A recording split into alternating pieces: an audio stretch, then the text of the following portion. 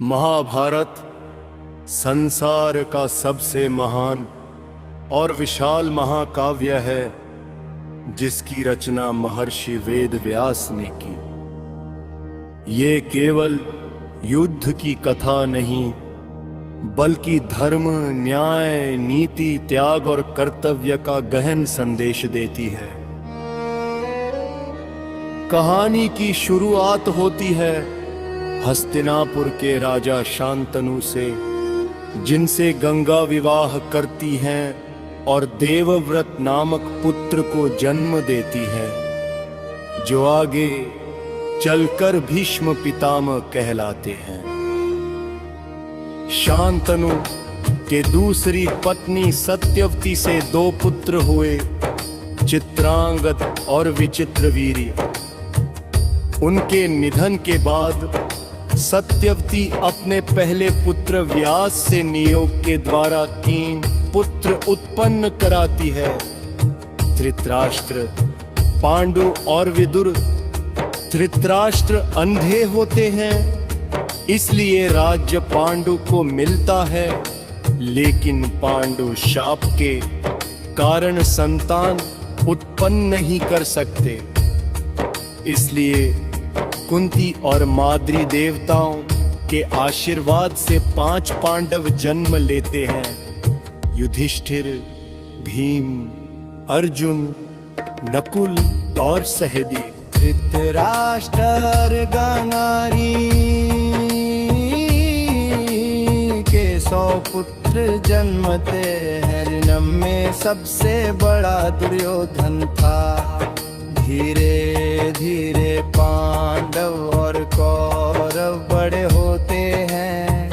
गुरु द्रोणाचार्य सभी को युद्ध विद्या सिखाते हैं। अर्जुन को सबसे श्रेष्ठ धनुर्धर माना जाता है, जिसे दुर्योधन कभी पसंद नहीं करता। दुर्योधन को पांडवों से ईर्ष्या बढ़ती जाती है। एक बार वह लैक्षागृह में पांडवों को जलाकर मारना चाहता है, परंतु वे बच जाते हैं। बाद में अर्जुन द्रौपदी को स्वयंवर में जीतते हैं। परिस्थिति के कारण द्रौपदी 5 पांडवों की पत्नी बनती है।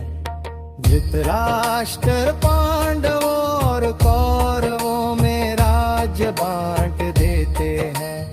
पांडव इंद्रप्रस्थ बसाते हैं, जो बहुत समृद्ध बनता है। यह देख कर दुर्योधन जल उठता है। वो शकुनी के साथ मिलकर युद्ध की जगद्यूत में युधिष्ठिर को बुलाता है। युधिष्ठिर अपना सब कुछ, राज्य, भाई और अंत में द्रौपदी भी हार जाते हैं। द्रौपदी का चीरहरण होता है, पर श्री कृष्ण उसे बचाते हैं। अंत में पांडवों को 53 वर्षों का वनवास मिलता है।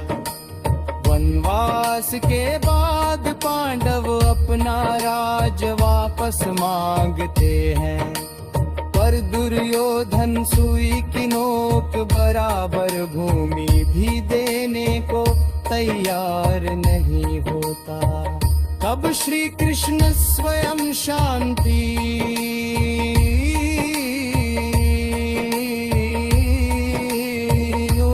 बनकर हस्तिनापुर जाते हैं, पर दुर्योधन उन्हें भी बांधने की कोशिश करता है। युद्ध निश्चित हो जाता है। अंत में कुरुक्षेत्र के मैदान में हतराहस्तिनों का भयानक युद्ध होता है। भीष्म, द्रोण, कर्ण, अभिमन्यु, घटोत्कच, दुर्योधन सभी एक एक कर वीरगति को प्राप्त होते हैं। युद्ध की शुरुआत में अर्जुन निराश हो जाते हैं। तब श्री कृष्ण उन्हें भगवद गीता का दिव्य उपदेश देते हैं, जो जीवन का परम ज्ञान है। बुद्ध के बाद पांडव विजयी होते हैं। युधिष्ठिर हस्तिनापुर के राजा बनाए जाते हैं। कई वर्षों के सफल राज के बाद पांडवा हिमालय की ओर महान यात्रा पर निकलते हैं। एक एक कर सभी गिरते जाते हैं। अंत में केवल युधिष्ठिर स्वर्ग पहुंचते हैं। महाभारत का संदेश है, धर्म की जीत हमेशा होती है और लोग घृणा तथा अन्याय अंत में नाश का कारण बनते हैं।